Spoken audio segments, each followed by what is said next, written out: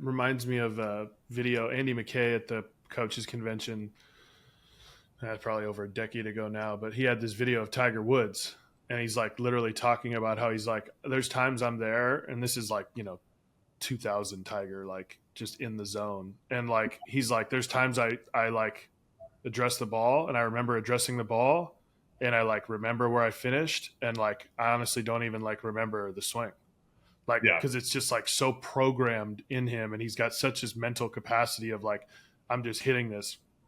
And you said it just right with the idea of like, we gotta, like the stuff in the middle, we gotta stop talking about the stuff in the middle a lot. We're like kind of talking too much about getting to this point and that point and that point. It's like, are we at a good place to start, and then try to finish here, and can kind of get us where we need to. And I think you're a golfer like I am. There's so many times where I'm like, dude, just I got to hit this one higher. Just finish higher. Don't try to do, like instead of like, I flipped my hands because I was like really trying to like hit it. No, just finish. Just get to this point now. You know what I mean? Dude, well, speaking of Tiger, there was a thing that Golf Digest used to do.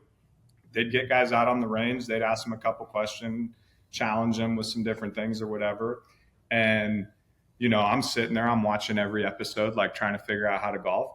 And when they would ask about like draws and cuts, like, how do you hit it? How do you hit it? Everybody has this technical approach of like, oh, well, I line up here, I do this, and then I swing down this line.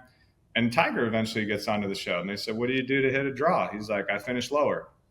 Like, what do you do to hit a cut? I finish higher. That's it. Yeah.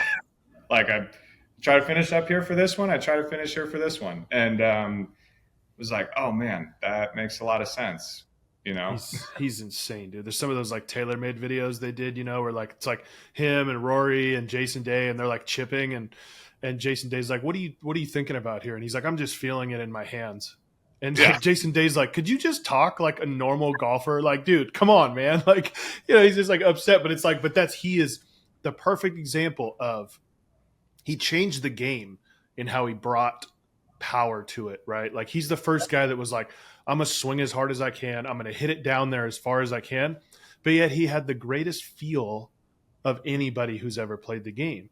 And so it's like people think of like, it's kind of like the launch angle argument versus like figuring out how to get hits. Like, oh, when I do it like this, like that's great. But, just like in golf, like, oh, I can bomb the drive. That's awesome.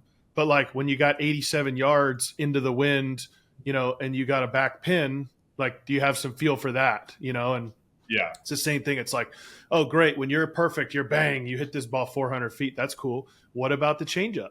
Like now they're going to throw it down and away. You know what I mean? And that's the idea of like the feel piece. And that's the same thing we're doing with catchers, of just trying to get them like, we got to feel, like we got to feel way more than talk. And like you said, I think having, video data, something that gets them to connect the feel of what that is, instead of when I move my body this way. No, just like have a different thought and a different feel to it.